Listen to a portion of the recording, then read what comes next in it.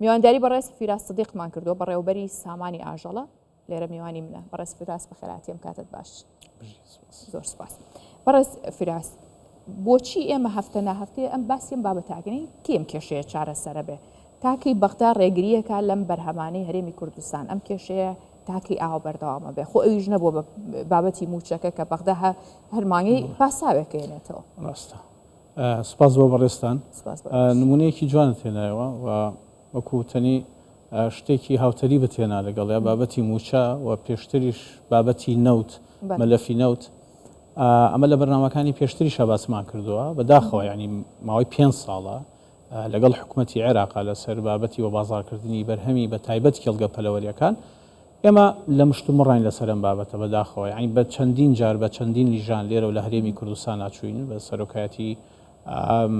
بەڕێز وەزیری کشتتوکاڵ هەندێک جاریش خۆمان وەکو لیژانی فەنی چووین لەگەڵ حکوومەتی عێراقا لەگەڵ وەزارەتی کشتتوکاڵی عێراقا لەسەرەوەی کە بگەینە حەلێک لەسەرەوە بابەتە چکە ئێمە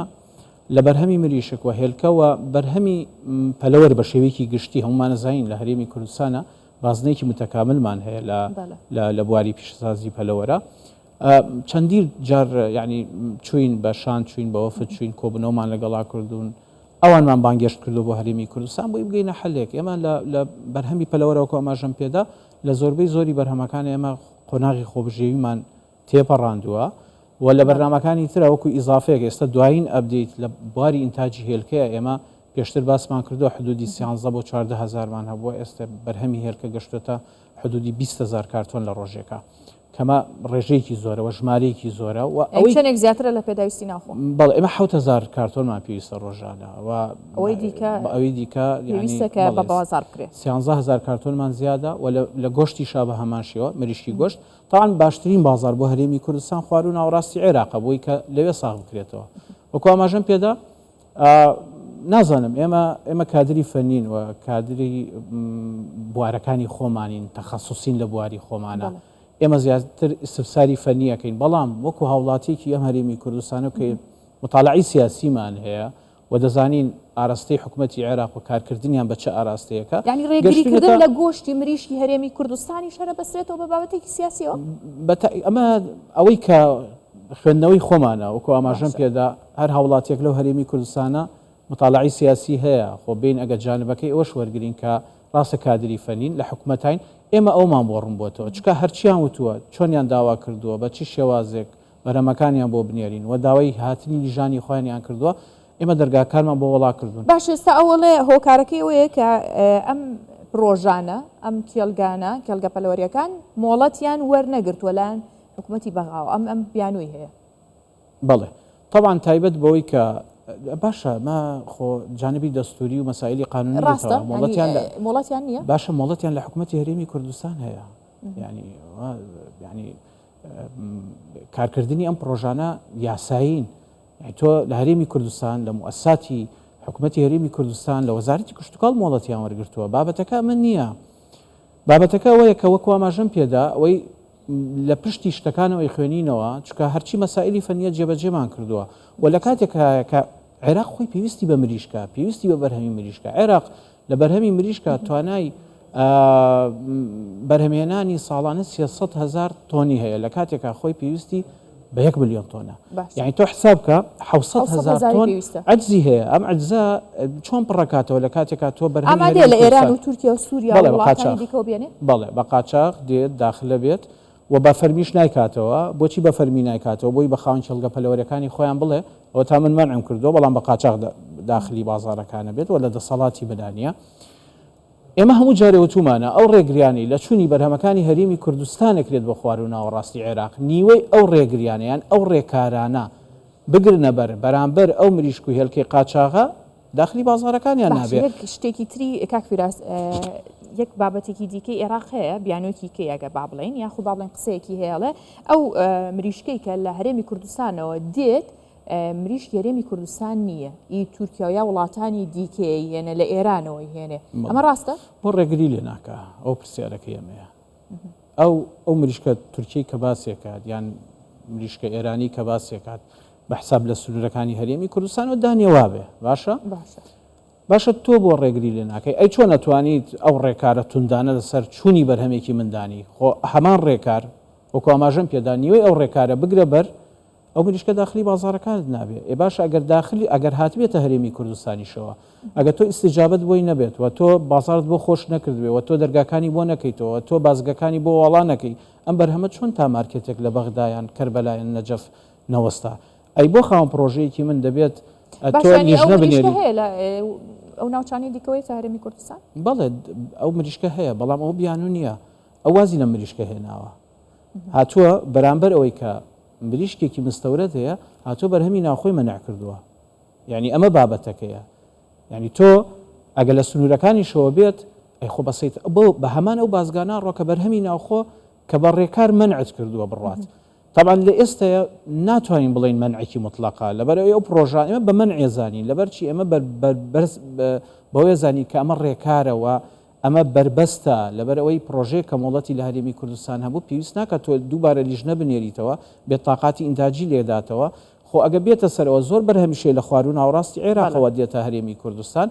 ئێمە زۆر بەعتیادی زۆر بە نۆرماڵ و بەرهەمانە وەرەگرین باشە ئێستا کێڵگە هەیە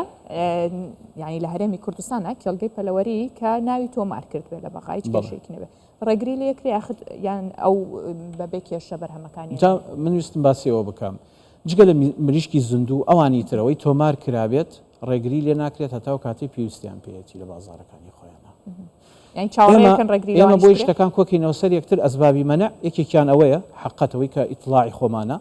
ئەو بەرنامە گشتگیری حکوومەتی عێراق کە بەرامبەر هەرێمی کوردستان گرتوێتی بەر کە نایەت هەرێمی کوردستان گەشە بسێنێت نایەت بێتە خاوەنی بنیەکی اقتصادی بەهێز ناوێت هەرێمی کوردستان لەو تەتەوری هەیەی لەو گەشەسەندەی هەیەی لە سەرجەم بوارەکانە زیانی لە کوردستان ناوە زیانەگەینێت طبعاً ئێمە کە باسی بەرهەمی زیانەکە چۆنە تەخمین نەکراوە چکە متەفاوتە بزانە ئەو کاتی کە پێویستی پێێتی وەکو ئاماژەم پێدا دێت دەرگاکانە کاتەوە باشە ئەو کاتی کە پێویستی پێنیە یان نرخ دابەزێ یان لە هاوینە خۆ پرۆژەکان تۆمار کراون ئەو پرۆژانەی هێلکە کە ئێستا بەرهەمەکانیان لەبەری نرخی هێلکە ئێستا لە هەولێری پایتەختەگە وەرگرین بە نمونە لە سەرجەمی ناوچەکانی عێراق هەرزانترە لەوێم بە معدلی کارتۆنێک هێلکە لەگەڵ هەرێمی کوردستانە 10,000 دیناری فەرقە بەڵام هاوین کە نرخەکان دابەزێ دێت وەکوی تعاملی وڵاتێکی تر لەگەڵ تۆیا بکە دێت بەردە بەس دروستەکە ڕێکەوتنێکی سابت نییە ئەو مۆڵەتانشی کە ئیدن بۆ بردننی ئەو ینی ڕێگەدان بە چوونی ئەو بەرهەمانە بۆ ماوەی 3 مانگە دوای 3 مانگە دیسانەوە ئەو لیژنانە ئەوێ بێنەوە لە نەوت و غازا چیان نەکرد باشە بەرامبەر هەرێمی کوردستان لیژنە هاتوو لیژنە هەمان شتە هەمان مەبدە و هەمان سیاسەتە بەڕاستی ئێوە لەگەڵ هەبوونی ئەم کێشە بەردەوامەوەکو تۆشەڵی لەگەڵ ئەم سیاسەتە بەردەوامی کە ئەیکا و هەمان شێوەی سیاسەتی ئەوەی کە نەوتی هەرێمی کوردستانە موچێ هەر شتێکی ترە ئامادەن مۆڵەتی زیاتر بن بە پرۆژە و کێڵگەی پەلەوەری بەڵێ جا ئێمە لەبەر ئەوەی کە بازارێکی ئاوهایە بۆ شێوازەیە مستەخڕنەوە ئینتاجێکی زۆرمانەیە لە هەرێمی کوردستانە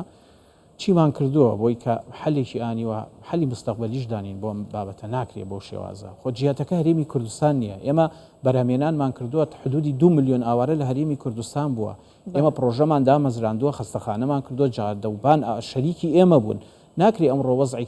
وەزعێکی سیاسی نەوعەنما توانین بڵین ئەمنی گونجاوتر هەیە و بەرهێنانێک لەوێ ئەکرێت تۆ وەکو وڵاتێکی تر تەعامل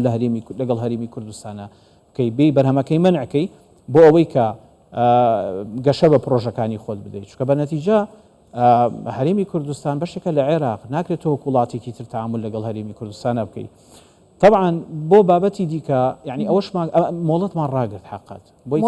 مۆڵەت دان بە دروستکردنی پرۆژەکانی پەلەوەری گۆشت و هێلکەی خواردن ئەمانەمان ڕاگرت بۆ ماوەی ساڵێک هەتا بزانین وەزعی بازار و دۆخەکە لەگەڵ حکوومەتی عێراقا بەکوێ ئەگات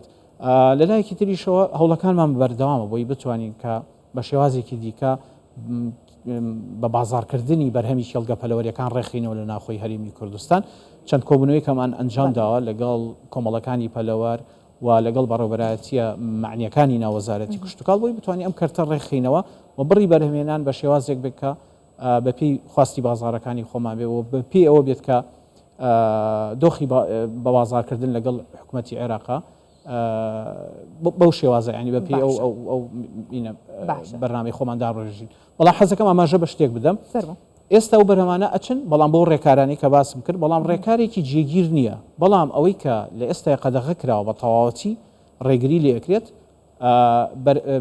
مریشکی زیندووە مریشکی زیندوو قەدەغە کراوە بە شێوەیەکی تەواو کە بچێتە خوار و ناوچەکانی خوار و ناوڕاستی عێراق بەڵام بە شێوازی دیکە و بە پێدانی پارە لە بازگەکان بەداخەوە پەڕێتەوە هەندێک جار کەواتە بە ڕەشۆدان دەتوانن بەرهەمەکانیان ساختەکەنەوە.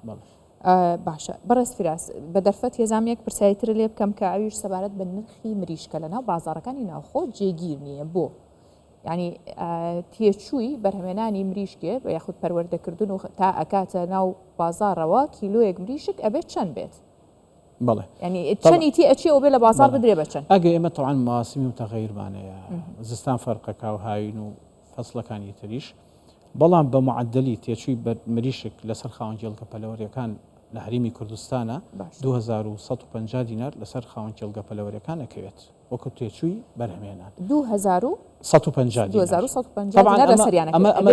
ئەمە لە کێڵگە کە دەرەچێت طبعاً لە کیلۆغرامێکا 200 دینار قازانج ڕەبح بەسە بۆ خاوەن کێڵگەکان بەڵام چەندین بەرنامە لەگەڵ جەنابیشتام گفتوگۆیەمان کردو زۆرجار کێشەی ئەومان هەیە زۆرجار لەو نرخە زیاتر دابەزێ ینی نرخی خۆشی ناکات نرخی ئەو تێچوێش ناکە کە تێچووە و ئەمە زۆرجار کللتورێک یان شتێ لە بازار لە ناو خەڵکا دروست دەکات کە نرخی مریشک دابەزی و خەڵکیش ینی مطلع نییە لەوەی کە تێچوو چەنەوە ئەوە چەنە ئەو هەمبی ئەوەیە هاوڵاتی هەمومان بە نەتیجە هاوڵاتی هەمووشمان ئەو حەزەمانە ئەگاتە 30,000 دینار ئەمەیان تقریبا نەتوانین بڵێن ئەمە ڕنجێکی معقولە بڵێ بۆچی لەبەر ئەوەی کە ئەم 3000 ناچێتی گیرفانی خاوەن جێڵگە پەلەوەریەکانەوە حقات ئەمان بەرهەمێنانەکەکەن مەسەن احتیمالە بە 2250 دیناری بفرۆشێ بە 2200 بفرۆشێ بەڵام ئەوەی کە ئیشی ئەوە کات ئەم بریشکانە لەوان بکرێتەوە تەوزیعی سەر دوکانەکان بکە ئەمیش هامشێکی ڕبحی خۆی ئەخاتە سەری و بە نەتیجە دوکاندارەکەش لەسەر نیەوە ئەمانە دەبێت لیژانی قایم قامێتەوە چاودێری بازرگانی ئەمان کار گرفتە بە حقات هەن لە ڕووی تەندروستیەوە نە لە ڕووی بە بازارکردنەوە گرفتەکەت باس کرد کێشەکە چی کێشەکە ڕێک ئەو دوکانانەی کە مریشک بە زندویەتی ئەفرۆشن ئەمانە بەڕاستی گرفتی ئەساسین کە ئێمە ناتوانین نە کۆنتترۆلی نرخ بکەین و جێگیری لە نرخە دروست بێ لە بازارەکانە ئەو دوکانانە بۆ داناخرێت بۆچی ئاوا ماوەتەوە یەکیان بابەتی کولتوریە ئێمە هەوڵمان داوە لە ڕووی ئەعلام و بەڕێستان چەندین بەرنامە لەگەڵ جەنابتانە مەسەلەن سەرم بابەتانە کراوە کە خەڵکەکە بەو تەوەجوه ببین مریشکی بەستووی بەرهەمی ناوخۆی هەرێمی کوردستانیان فریش بەکاربێنن لە جیاتی دوکانەکان لەلایەکی تریشەوە خەڵکێک بژێوی ژیانی لەسەر و دوکانان دروستە بەڕێز فیراس سەدیق بەڕێوەبەری سامانی ئاژەڵ سپاس لێرە بووی